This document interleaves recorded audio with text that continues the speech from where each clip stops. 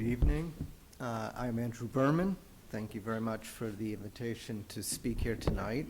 And I also want to thank very much the Center for Urban Future and the Architectural League for bringing all of us together who participated in this study of re-envisioning the branch libraries of New York City. It was a really remarkable opportunity to focus in on something that we are surrounded by, that we take part in, and we also, I think, as a city and as a metropolis, take for granted.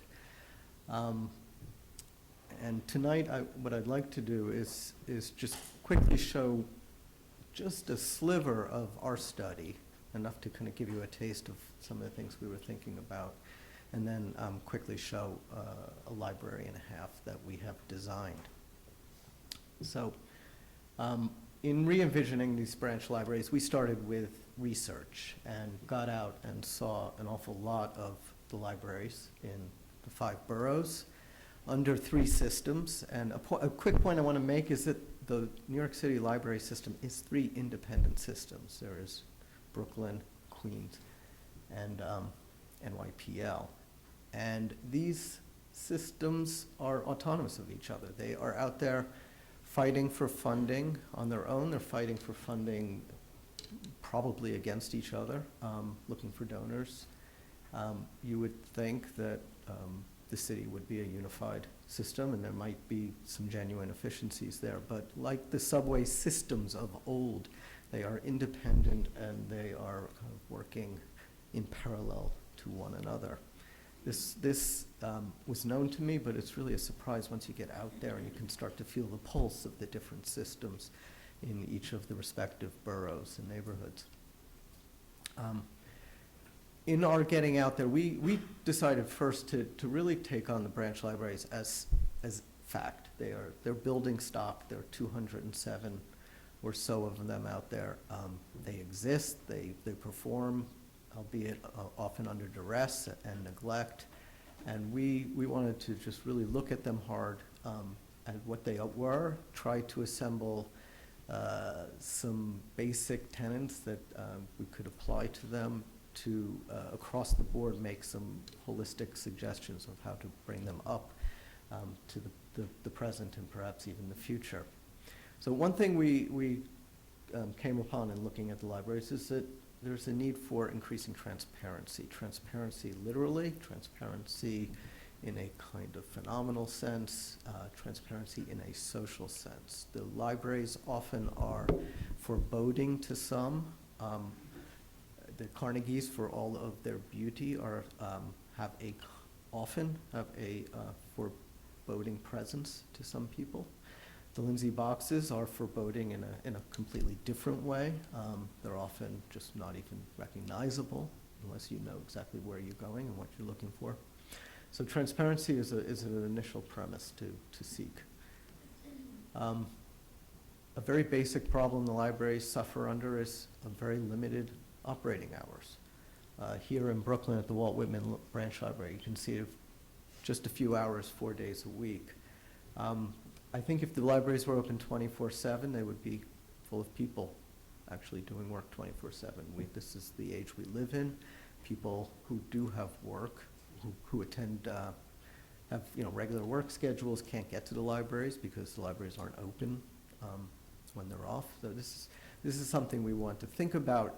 This could be addressed in a funding sort of way, but it could also be addressed, I believe, in an architectural way.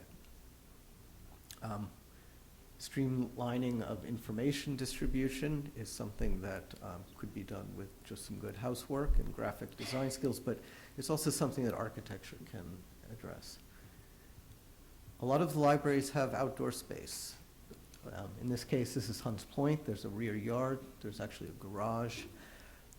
Looking at the peripheral aspects of the sites was one of our concerns, to see what kind of underutilized or even forgotten or non-utilized space is available to reabsorb into the program of the library.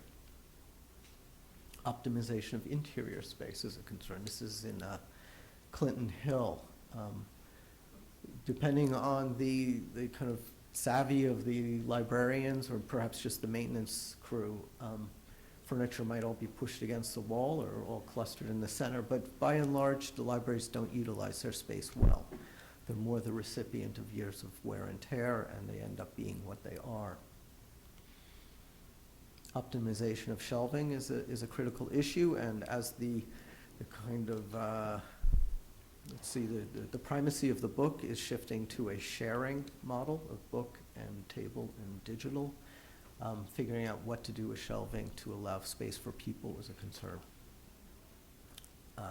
Redistributing service space is a big concern. There's a lot of back-of-house space in libraries. There's a lot of even caretaker apartments. All Carnegies were built for caretakers, so it'd be a family living above the library or out in the back. Figuring out how to reabsorb these program spaces was a concern. And integration of technology is a big concern. As David said, a lot of libraries don't have outlets, very primary need. Those that do have outlets or computers are often jerry-rigged and just awkward and inaccessible. And improvement of sightlines, which doubles back to the whole idea of transparency without and within. So in doing this, we looked at Carnegie's in particular, as well as Lindsay Box's, and we looked at a basic Carnegie library, and here saw that in our analysis, only 35% of the floor space of an original Carnegie was actually being given over to the patrons, the public. And then staff and books and circulation space took up the rest. This is an untenable distribution of space, given that every Carnegie and every public library is woefully short of space. If we were going to rebuild and there was funding, these would be much larger buildings. So what needs to happen is that they be reconfigured in a way that the circulation, the staff space, the book space is all consolidated extremely efficiency so that the space can be given back to people. And ultimately, it's people that need to be housed in the buildings, and books are there to be visited, referenced, and circulated. We looked at how people use the libraries and saw that there's still the kind of tyranny of the big reception desk, what librarians call the battleship. There are a lot of stacks. Stacks take up a lot of floor space and they cut sight lines. And then for the most part, they're big work tables with lots of chairs. And this is how the Carnegies were laid out, and it suited that time very well, but things are shifting now. And we try to start to identify how people want to be. They want to be in couches, on beanbags, they want to be in flexible seating situations. It depends very often on what you're there for in a library. It's no longer just to access a book and sit at a table. It's also very often age dependent, how you want to sit and how you want to occupy space. Co-working rooms are a huge need. These are rooms for study, for English lessons, for homework. People are running businesses, full-fledged businesses out of the public libraries in lieu of having office space. And the libraries would like to have the private spaces or the semi-private spaces to allow this to happen. Community rooms are very needed and in short supply. And one of the sad things you see as you go around the public libraries, the branch libraries, is community rooms retrofitted into cellars amongst the pipes next to the boiler. Very unpresentable situations. Every library, every neighborhood needs a community room. The community rooms then need to serve many different spaces. Children, of course, need their own spaces, or spaces within larger spaces. We noticed that steps are a natural point of coming together and could work well within libraries. And we noticed that outdoor space is always appreciated when available.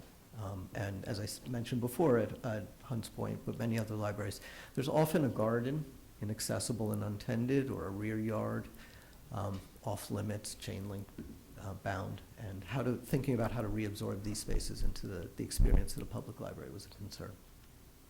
So we developed a taxonomy of opportunities, we called it, showing all different opportunities to of retrofit into the existing public libraries. The first being more quality than a specific program space, but that being the transparency that I mentioned. We then developed an idea called the Engawa room, Engawa being a type of space in Japanese architecture. It's an indoor-outdoor space. It's a kind of zone around structures, houses, and businesses in which a lot, maybe even the majority of the transactions happen. And the metaphor here was to suggest that people in the neighborhood could access some of the primary needs of their library without going deep inside. And this then in turn addresses some of these concerns about the limited operating hours. If we could develop a room or a space, a vestibule even, that the public could access off hours, then the library itself doesn't need to be maintained and staffed late, weekends, or overnight even. And this could be a point in which you could return a book, pick up a book, access a computer, or solely get Wi-Fi.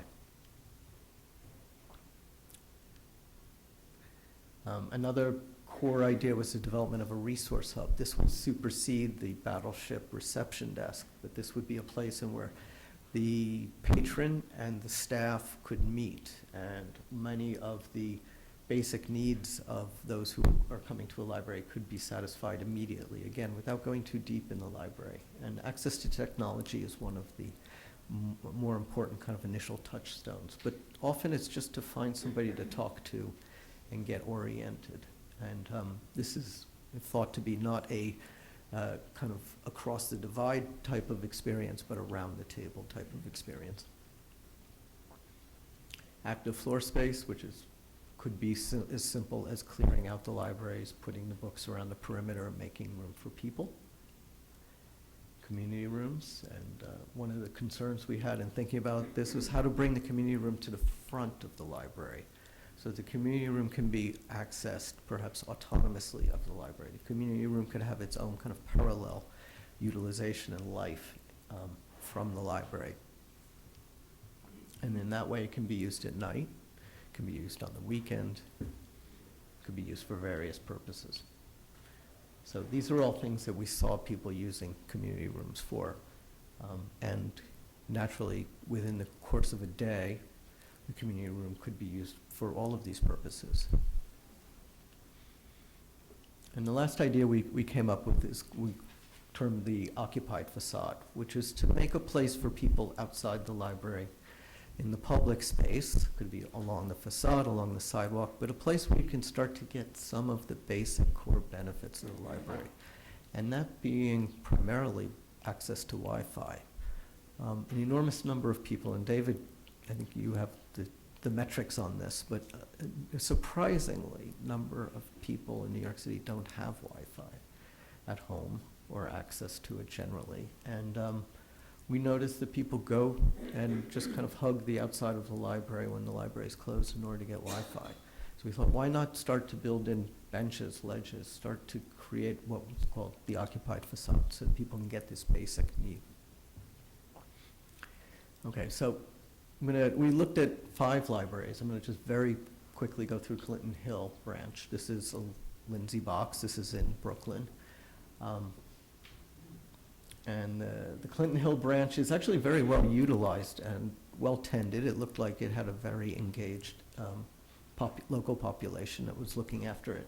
But it is a building in need of a lot of work. And primarily, it's a need because it's poorly utilized and it's poorly sited. It's set way back from the street. It had very few windows. The door is actually, you can't see the doorway here of the library.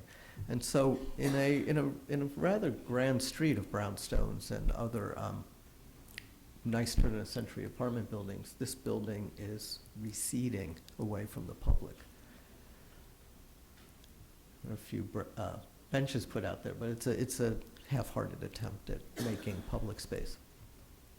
And then within the library, there's it's very generic space, and then the generic space is even undercut by the fact that everything's just pushed out to the perimeter, and there's a lot well-tended linoleum. But it doesn't speak of the civic need of the library or the quality type space that people could enjoy in a library. And it has the components, a desk and checkout. It has all the pieces, but it doesn't cohere into a place. And so what we thought about here was take the existing building and perform a number of actions to it. First is to open it up in the front. Bring a community room, which is in the right-hand side, up to the front. Create a large vestibule that is well lit from within, and the vestibule becomes that Engawa space that I mentioned. Bring the children's room up to the front. Here's the community room. By removing the one-story brick in the front, you start to open up the building. So it becomes apparent to the neighborhood that it's there. And that becomes then a catalyst to create a garden, say, in front of the building, just as all the neighboring brownstones already have gardens on the street.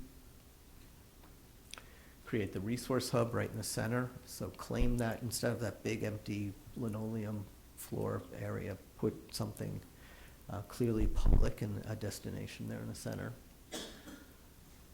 We were showing 4 workrooms, the co-working rooms, the children's area up front, and then in brown, tiered seating and seating in the garden, so that the front of the building becomes an occupied place even when the library is closed. And then here is a just simple axonometric view to show how the building can sort of turn itself inside out. All this is within taking a very generic structure and trying to create character and sort of diagram some of the ideas that I just put forth. Now, I'm going to just quickly go through 2 libraries we did. This is a very modest renovation of the 2nd floor of a Carnegie, this in Washington Heights. This library was built by Carrere and Hastings, who also designed the main library on 5th Avenue. And one of the 3 firms that benefited greatly from Carnegie's largesse. It's a very nice building, and it's a very heavily utilized public library. And this is what the 2nd floor looked like when we first visited.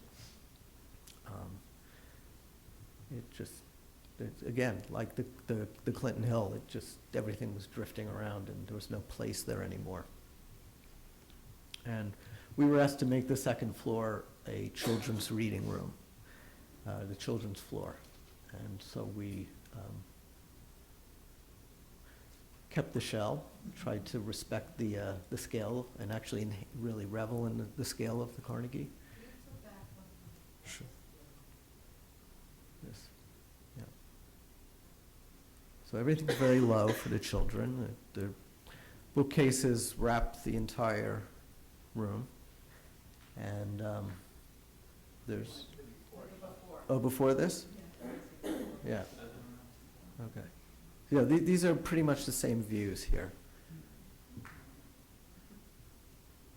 So one of the big differences you see is the library was dark. And going from dark to light is a way of, I think, creating, obviously a nicer environment and an accessible environment. So here, this looping line that wraps the perimeter and then kind of bellies in, those are the bookcases. And the bookcases are all low, and everywhere you go, there's a bookcase to approach. And then the bookcases make and frame the space, and the space is open for the kids. So in this diagram, you can see the bookcases, the shape of the bookcases and how they are dropped into, if you will, the Carnegie. And here are the bookcases, the storytelling area. And the computers. And then within this one big open room, we sought to make little rooms between the couch and the window seats that we created at each of the monumental windows. These become little bays, if you will. It's a place where a family could sit and read a book where a couple kids could hang out within the big space. And this, is a modest project, but this exemplifies a lot of the thinking that we're trying to apply to all of these projects, in that how do you have a big open facility, something that's evidently approachable, accessible, and public, and then within that start to create subdivisions of meaningful space without throwing up walls and making boundaries. Okay, so then I'm going to conclude by just showing you the Stapleton Library, which is out in Staten Island. Stapleton is a now very underserved, very low income neighborhood. The only public facility of any sort that I could find out there was the library. And this was the original, Carnegie again designed by Career and Hastings in their more kind of bucolic neo-Renaissance style. When this library was built, it had the public school behind it and an athletic field as well. So it was a whole little complex of civic destination. The school is gone and the athletic field is gone, and the library, when we got there, looked like this, and then there was an empty lot behind. So what we were asked to do was to renovate the Carnegie and think about, come up with a design for an enlarged library so that the whole facility worked as one. And this was our solution. It was a whole complicated issue of access, how to get into the Carnegie, which was up a flight of steps without building an elevator. Some very kind of basic needs have to be satisfied, of course, in every one of these projects. Here you can see the plan of the Carnegie on the right, simple rectangle. It's a one-room library, and then our addition to the left. It's a structural diagram, and this is the result right before move-in. So we made what is a very grand space, what we sought to be a very light-filled space. As Ray mentioned, natural light becomes a kind of core material for so much thinking about libraries, and certainly in all of our work. And this is, I wanted in our project here that the library, that you felt as if you were always out in the light of the day. And you could actually feel the changing light of the day as you were there. And so it's day lit and lit from the sides.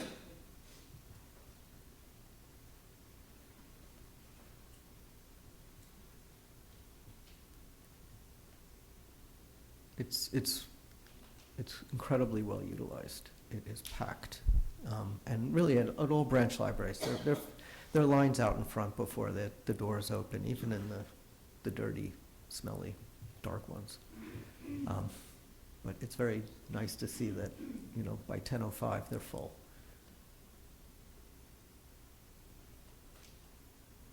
This is the community room that we located in the center of the library. And it becomes this kind of flexible space that changes during the course of the day. All the books are around the perimeter, so they're all very much evident. Books kind of create the interior, but they don't take up the floor space as they once did in the model of the stacks. The community room. There you see the community room being used by people for studying.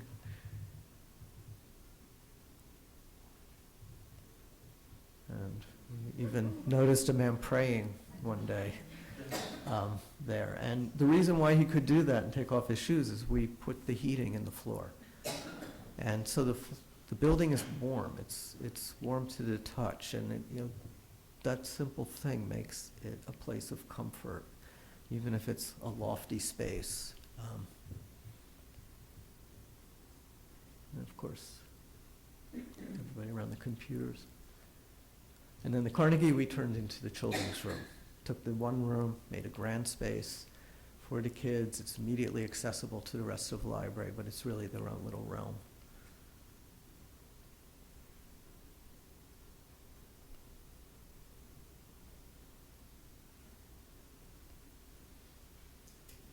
And then back to the point about transparency, we look to make the library open and accessible and very evidently belonging to the neighborhood.